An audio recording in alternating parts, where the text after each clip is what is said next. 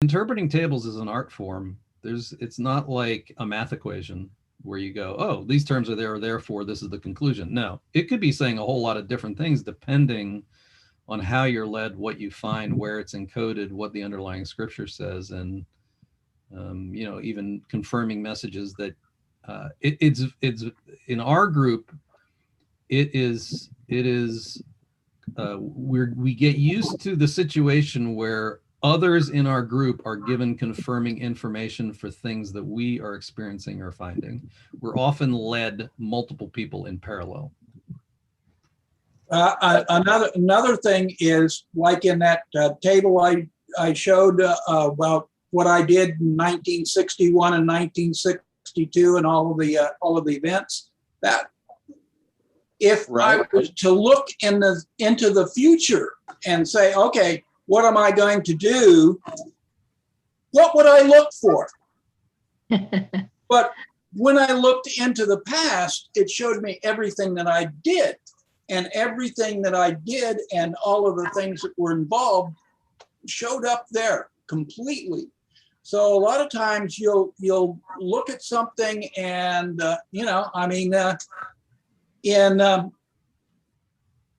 in 50 days, you can go back and look, and maybe there's some other events that are going to be in there. It's a living document.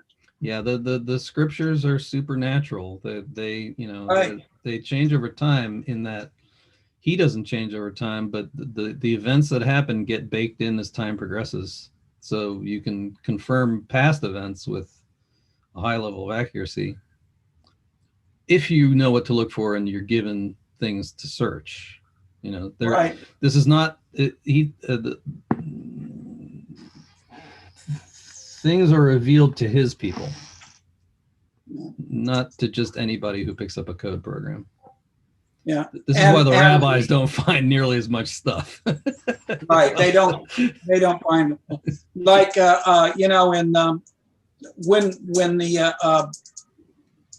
COVID and all that first started in 2020, the Hebrew for 2020 is hey ta shin pei. Okay, you look up that word in reverse. If you reverse that word, and you find it says spread, as in spread of the plague. That was when the plague started. But yeah. If we just looked at it as 5780, which was 2020, without looking up what the word in reverse actually means, it shows up in Leviticus whenever they're talking about the spread of leprosy, which was obviously considered a plague. And that's when it started. That didn't mean when it's over or anything, but that's when the COVID plague started, the spread. Yeah, so we find interesting coincidences whenever we compare notes. Mm-hmm. One of my tables that I did on La Palma was in Leviticus 14, or no, yeah, I think it was the cleansing of a leprous house. So interesting that's one of the locations where one of my tables was. And it was, the first one was how you clean the leprous house. And then the second one was the first one was what to do if you come in contact with a leprous person, and it says wash by water. And then what you do in a leprous house when there's leprosy everywhere, and it's washed by water. Yeah, no, we that's right. We things like that. Yeah. Where is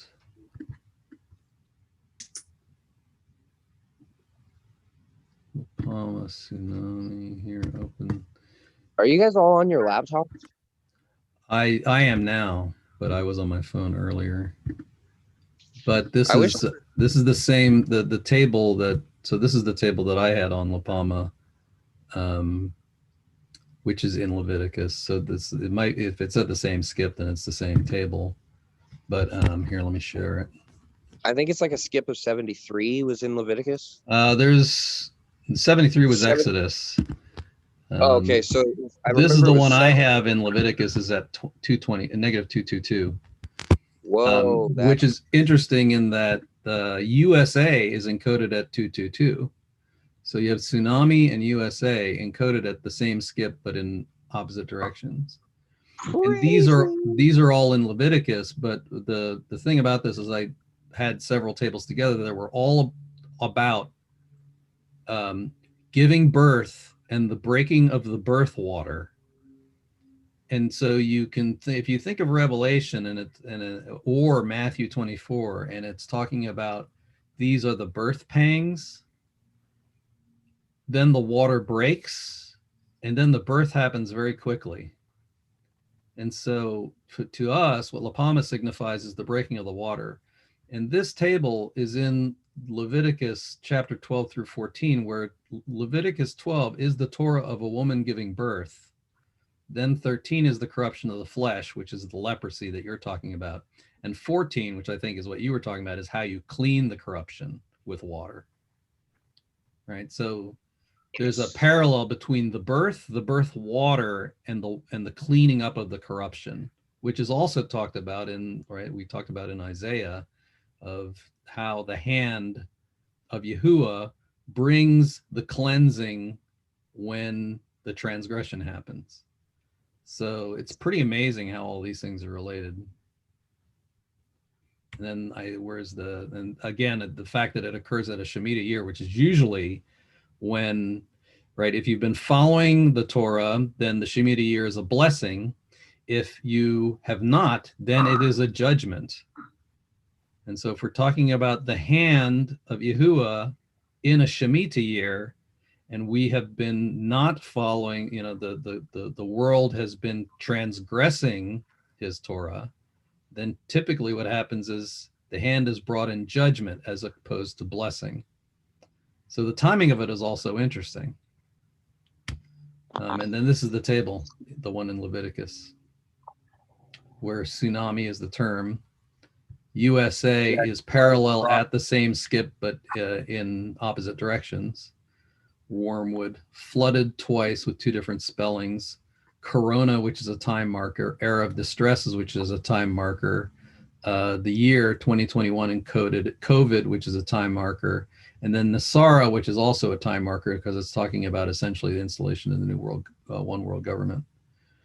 Nasara, describe that to me, please. Nasara, go look it up in Google. The Nasara Gesera is basically the new one world currencies. Well, it's all the government. It's Yeah. New World Order. the National Economic Security and something Restoration Act or whatever that was passed. It was supposed to be implemented on 9/11/2001. Just Imagine that. throw a date out at you.